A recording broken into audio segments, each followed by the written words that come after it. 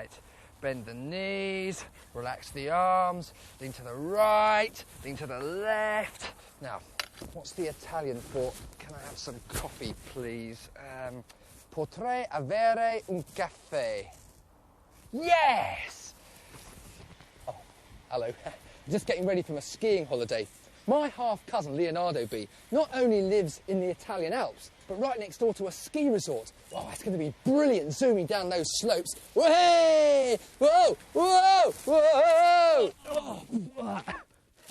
And I've got loads of special gear to buy yet. Woolly hat, goggles, suntan lotion, lip salve. Don't worry, I'll get them after the programme.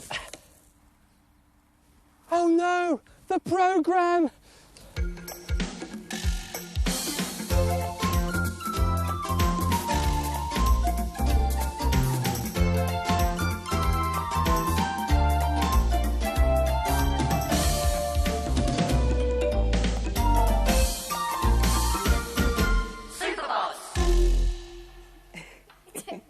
Hello. I'm afraid I've got no idea where Mr. B is. He's been so excited about his holiday that it wouldn't surprise me if he forgot to turn up altogether today. Which is funny, because today's programme is all about remembering things. I tell you what, while we're waiting, why don't you see how good your memory is? Join with the purple team here, look at their picture, and see how many of these things you can remember, and in the order that you see them here. OK, you four, you've got another few seconds. It's really quite hard, isn't it? Because there's not so many things, but remembering the order is really difficult. OK, one last look. One last look. OK, time's up. Time's up, everybody.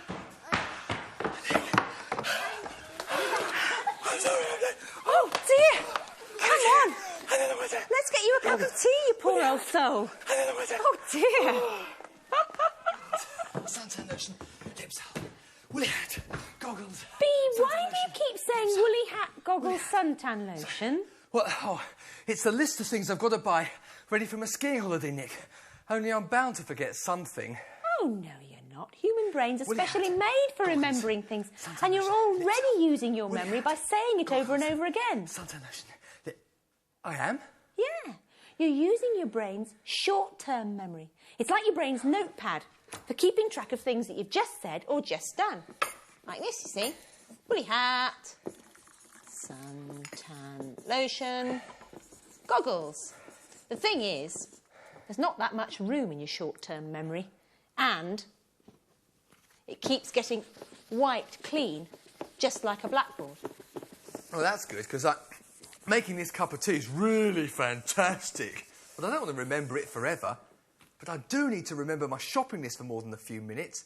What am I going to do? Well, repeating it over and over is a really good way, because every time it gets wiped off, you rewrite it in your notepad memory. Oh, right. I suppose I could try and remember it in a different way. Let's have a look. No looking now. There we are. There.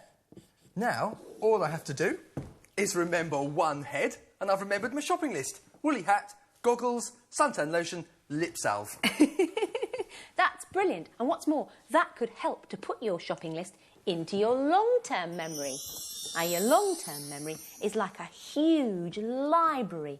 Oh, yeah, it's like a record of everything we've done in our lives. I never could play D-sharp properly, and I remember dropping him in the bath when I was 3. There's almost no limit to the amount it will hold. And once something's in there, well, it's in there for life. Come on, let's go and talk to our Superbods about it. It's good hula hooping. It's really good. What's your very first memory, Hayley? I must have been about 3 at the time, and I didn't like the Incredible Hulk. And my brother Tim, he had a toy of the Incredible Hulk, and he used to sneak up on me and scare me with it. What a rotter.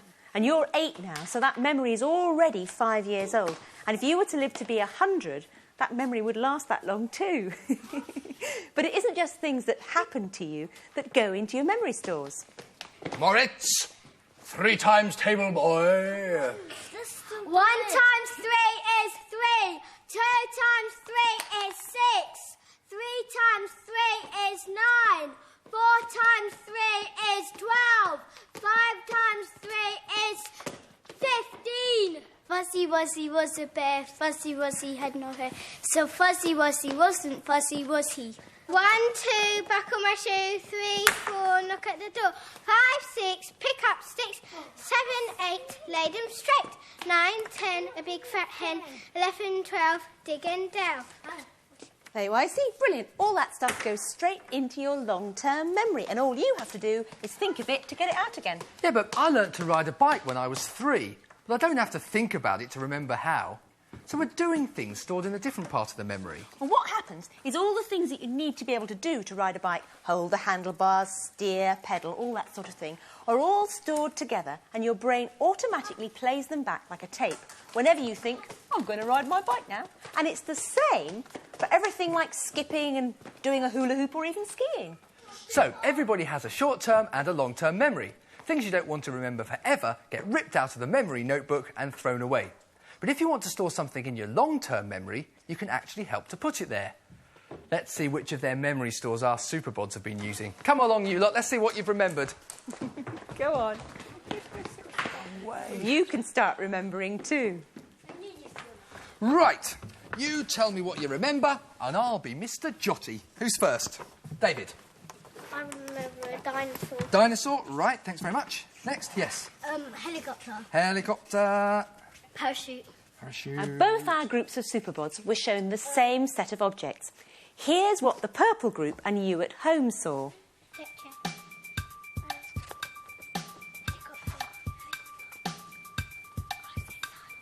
Right. And the final score is the purple team 6 things, but the orange team 10 things. Yes. And here's what the group that remembered more saw. God, no wonder they won. I mean, this board's much more interesting. All the objects are arranged in a story. Look, Dinosaur wakes up, thinks, oh, it's nice and early, I'll go off to the beach. Puts on his trainers, does lots of things on the beach, and ends up with a lovely big ice cream. Easier to remember.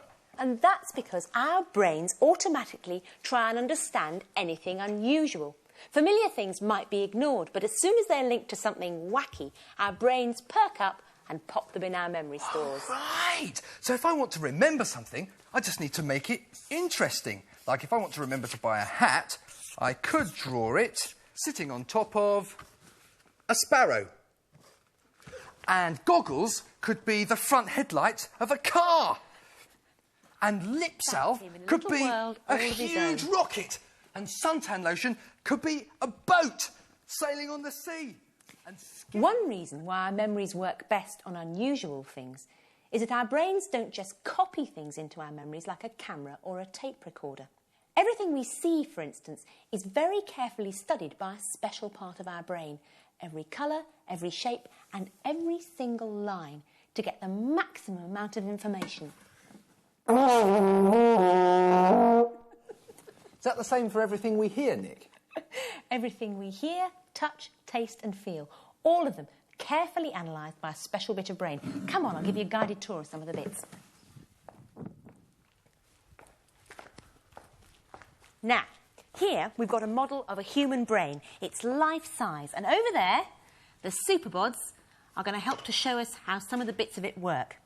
OK, we'll start round here at the back. This red part at the back here is the sight analysing bit, the bit that makes sense of all the signals that come from your eyes. And you'll be pleased to know about this bit, Mr. B.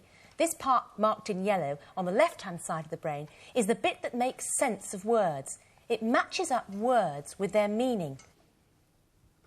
It'll help you to learn Italian, just as it helped you to learn English when you were a baby. The thing is, though, this special language department is really at its best when you're young, like our Superbods. So, everybody has this analysing computer equipment working in their head all the time. But where's the doing memory, Nick? Well, the memory for doing things like walking or complicated things like skiing is down here, this bit marked in purple, the cerebellum. But our thinking sort of memory, our thoughts and feelings, all the sights and sounds, are put together deep inside our brains in this part marked in blue. It's called the hippocampus. But the funny thing is, they aren't kept there. They're kept spread out all over the front part of the brain, this folded part here. I think I see. the brain works by using its own electricity to make millions and millions of electrical messages travelling through millions of electrical connections. Now, you make a memory by making a new set of connections. Now, the circuit's very small, but it can be spread over quite a lot of the brain. And the circuits themselves are connected up somehow, so that's why when you think of one thing, like my skiing holiday, it can remind you of others.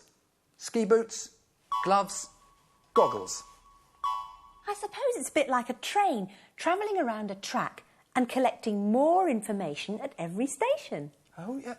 Hey, is that where we get the expression train of thought? Train, steam, kettle, cup, FA Cup, football match, lost, 1, 2, 3, 4, when you want to do anything, such as walk, talk, think, wink, shout or sing, your amazing brain can help you easily. It moves your muscles without the slightest fussing by using electrical circuitry. So get on board that old thought train for information stations all over your brain. It makes a cool collection of all the right connections again and again and again. As well as helping you everywhere, it does lots more jobs of which you're rarely aware. Without these things you couldn't survive. Swallowing, blinking, breathing and your heart boom boom beating. And when you're asleep it keeps you alive. So get on board that old thought train for information stations all over your brain. It makes a cool collection of all the right connections again and again and again. You can do a whole lot more. Languages, computer games and music galore. So even though your brain may seem packed, use your imagination to make strange associations. 2 oranges and a banana. Oh yeah! And that is another Superbods fact. Come on, you lot! So get on board that old thought train for information stations all over your brain. It makes a cool collection of all the right connections again and again and again. Remember that memory, old thought train. Woo woo, old thought train. Woo woo, old thought train. Yeah! Where is the toilet, madam? Dove il gabinetto, signora? Yes! Oh, ciao, Nick. Didn't see you there. God, my Italian's getting really good now. I think some of it is actually beginning to stick in my, memory.